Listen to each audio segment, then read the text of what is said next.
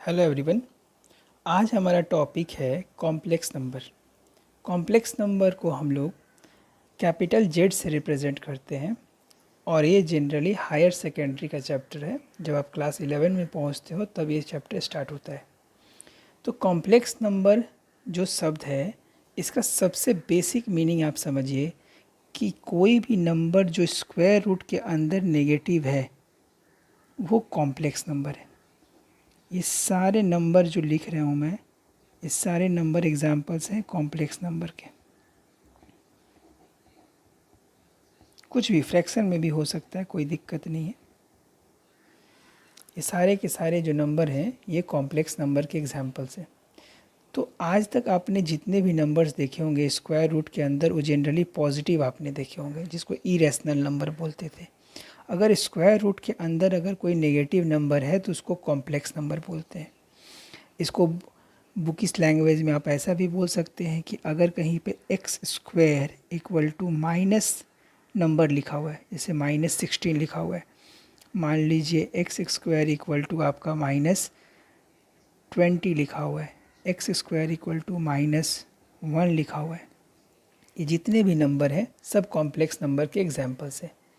तो complex number का पहला मतलब आप समझ लीजिए, रूट के अंदर नेगेटिव नंबर को हम लोग बोलते हैं कॉम्प्लेक्स नंबर। बहुत क्लियर है चीज़। चलिए, तो अगर आपको इसको सॉल्व करना है तो x का वैल्यू क्या आएगा, अब √16। अब इसको कैसे सॉल्व करोगे आप? तो इसको सॉल्व करने के लिए आपको कुछ नहीं करना है, इसको लिखो 16 इंटू √1।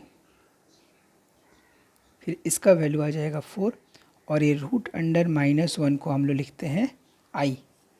यहाँ पे जो i है ये आयोटा को रिप्रेजेंट करता है। ये i को हम लोग पढ़ते हैं आयोटा, ठीक है। i को रीड करते हैं हम लोग आयोटा, IOTA। क्लियर है? अब आगे बात करते हैं। अगर इस i के बारे में बात किया जाए तो i का वैल्यू होता है √1। तो अगर आपसे पूछा जाए आई स्क्वायर का वैल्यू क्या होगा तो -1। आई क्यूब का वैल्यू क्या होगा तो इसको लिख सकते हैं आप आई स्क्वायर इंटू आई, जिसका वैल्यू आएगा -1 इंटू आई, ये आपका इक्वल टू हो जाएगा -i के। अगर आपसे पूछा जाए आई का पावर 4 का वैल्यू क्या होगा तो i square into i square आप लिख दो, -1 into -1 which is equal to 1। तो ये आई के कुछ वैल्यू है। आई का वैल्यू होता है -1, √1 सॉरी। आई स्क्वायर का वैल्यू होता है -1, आई क्यूब का वैल्यू -i। अब आपसे कोई भी पावर पूछा जाएगा कि आई का पावर आप 76 सॉल्व कर दो, तो बहुत सिंपल है, आप लिखिए आई स्क्वायर और 76 मतलब 38। तो -1 का पावर 38 लिख दो, क्योंकि आई स्क्वायर का वैल्यू ये होता है। ये ऑड है कि इवन, तो इवन है, तो ये 1 आंसर आ जाएगा। मान लीजिए आपसे पूछ गया 257 का वैल्यू क्या होगा, तो आई का पावर 256 लिखो इंटू आई लिखो, इसको स्क्वायर कर दो और इसको कर दो 128 इंटू आई, ये आई है, तो ये आई स्क्वायर का वैल्यू 1 हो जाएगा क्योंकि यहाँ पे इवन है, इंटू आई, तो आंसर आपका आ जाएगा आई। तो कोई भी नंबर हो, अगर आपको 1/i को सॉल्व करना है तो 1/i का आंसर क्या आता है, आप इसको रेशनलाइज कर लो।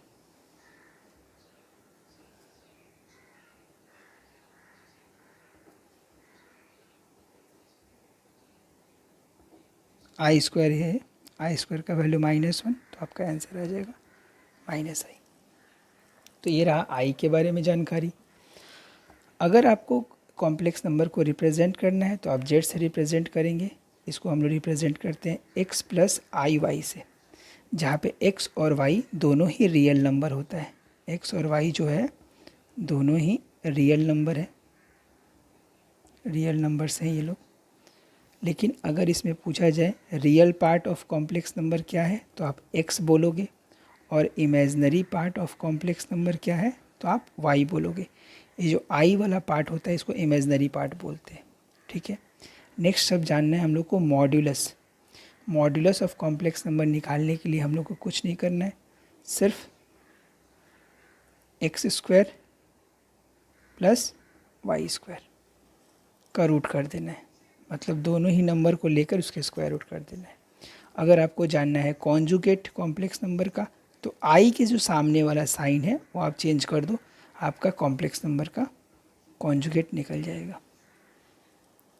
कॉन्जुगेट निकालने का मतलब होता है ये साइन आई के जेड के ऊपर एक बार लगा दो, मॉड का मतलब ये। और तो फर्स्ट पार्ट में इतना, नेक्स्ट पार्ट में और बात करते हैं कॉम्प्लेक्स नंबर के लिए। Thank you.